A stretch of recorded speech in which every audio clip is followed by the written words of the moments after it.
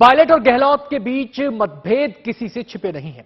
ऐसे में पायलट के गहलोत के खिलाफ मोर्चा खोल दिए जाने के बाद गहलोत खेमे की तरफ से भी पायलट पर हमले तेज हो गए हैं। गहलोत समर्थक मंत्रियों ने पायलट की मंशा और टाइमिंग पर सवाल खड़े कर दिए हैं। नजर डाल लेते हैं हमारे आज के तीसरे सवाल पर। हमारा सवाल है, पायलट के अटैक का गहलोत पर क्या होगा असर। पायलट के हमले को नजरअंदाज करते हुए गहलोत ने आज एक वीडियो संदेश जारी किया, जिसमें मिशन 2030 की बात कर कुर्सी न छोड़ने के संकेत दे दिए। इसके बारे में और जानकारी दे रहे हैं हमारे संवाददाता शरद कुमार। मुख्यमंत्री अशोक गहलोत को उम्मीद है कि कांग्रेस कोई कड़ी कार्रवाई कर सकती है, इसलिए अपने समर्थकों को कह रहे हैं कि चुप्पी साधे रखो। और उन्होंने अपने कामकाज को लेकर वीडियो जारी किया है। उस वीडियो को लेकर भी अलग तमाशा हो गया है, क्योंकि 500 रुपए में सिलेंडर की जगह वह 5 रुपए में कह दिए और नरेगा को मरेगा का सबटाइटल आ गया है। तो लोग कह रहे हैं, क्या मुख्यमंत्री अशोक गहलोत सचिन पायलट की वजह से तनाव में आ गए हैं? पायलट के बागी रुख अख्तियार करने के बाद सबकी निगाहें अब पायलट के अगले कदम पर टिकी हैं। पायलट क्या फैसला लेते हैं, उसी के आधार पर तय होगा कि आने वाले चुनाव में राजस्थान की सियासी तस्वीर कैसी होगी। नजर डाल लेते हैं हमारे आज के चौथे सवाल पर, और हमारा सवाल है, क्या पार्टी से अलग रास्ता अख्तियार करेंगे सचिन पायलट। पायलट के पास सभी विकल्प खुले हैं।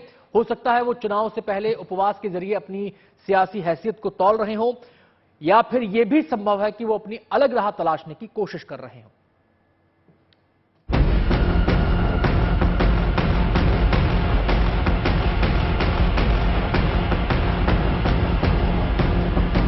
अपनी ही सरकार और पार्टी में लगातार नजरअंदाज किए जाने से सचिन पायलट बेहद नाराज दिख रहे हैं। पायलट की नाराजगी के पीछे वजह भी साफ है।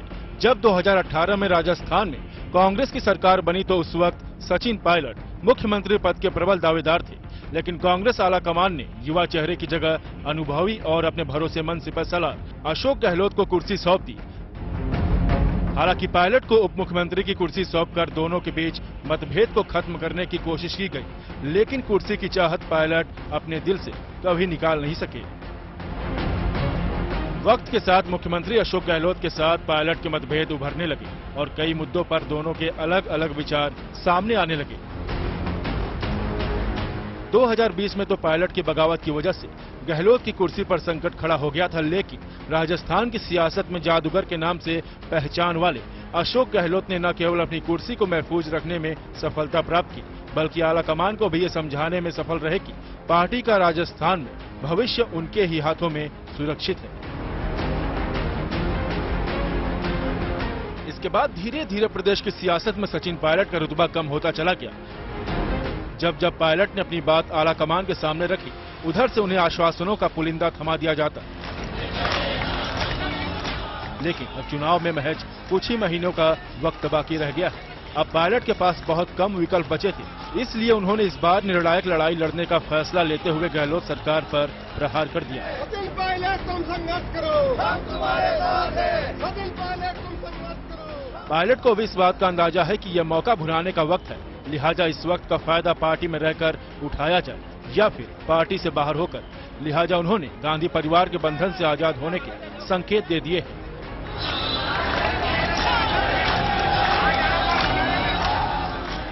आज सचिन पायलट के अनशन वाली जगह पर लगे पोस्टर से कांग्रेस आला कमान पूरी तरह से गायब है। पोस्टर में ना तो सोनिया गांधी की तस्वीर है, ना ही उनके चहेते राहुल गांधी की। पोस्टर पर सिर्फ महात्मा गांधी की फोटो है। ऐसे में इस पोस्टर को लेकर अटकलों का बाजार गर्म हो गया है कि क्या सचिन पायलट का कांग्रेस से मोह भंग हो गया है। सचिन पायलट एक तरफ अनशन के जरिए सरकार और पार्टी पर दबाव बनाने की रणनीति पर आगे बढ़ रहे हैं, तो दूसरी तरफ कांग्रेस के ही नेताओं ने सचिन पायलट के इस फैसले को पार्टी विरोधी करार दिया है। कांग्रेस के वरिष्ठ नेता सलमान खुर्शीद का मानना है कि ये घर की बात है और इसे घर में सुलझानी चाहिए। अरे जो भी बात है वो घर में होनी चाहिए ना, घर से बाहर नहीं होनी चाहिए। अब आप मुझसे पूछ रहे हो तो वो भी मैं वही गलती करूं जो कोई और कर रहा है, मैं भी आपसे बात करूं, वो बात नहीं करनी चाहिए। अगर मेरे मन में कोई बात होगी तो मैं मुख्यमंत्री जी से अवश्य मिलूंगा, कहूंगा। वो मेरे मित्र हैं, दोस्त हैं, हम उनका सम्मान करते हैं। अगर कुछ पार्टी के हित में होगा तो मैं उनसे कहूंगा। दरअसल राजस्थान में इसी साल के अंत तक विधानसभा चुनाव होना है। ऐसे में सचिन पायलट का अपनी ही पार्टी की सरकार के खिलाफ मोर्चा खोलना कांग्रेस के लिए नई मुसीबत बन सकती है।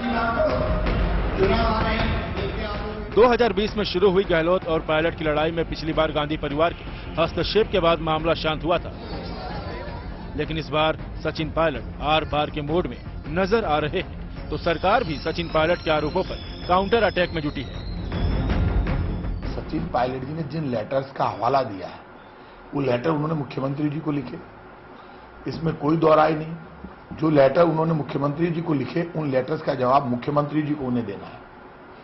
और उन्होंने कहा कि मैंने इस डेट को मुख्यमंत्री अशोक गहलोत जी को पत्र लिखे, उनका जवाब मुझे नहीं मिला।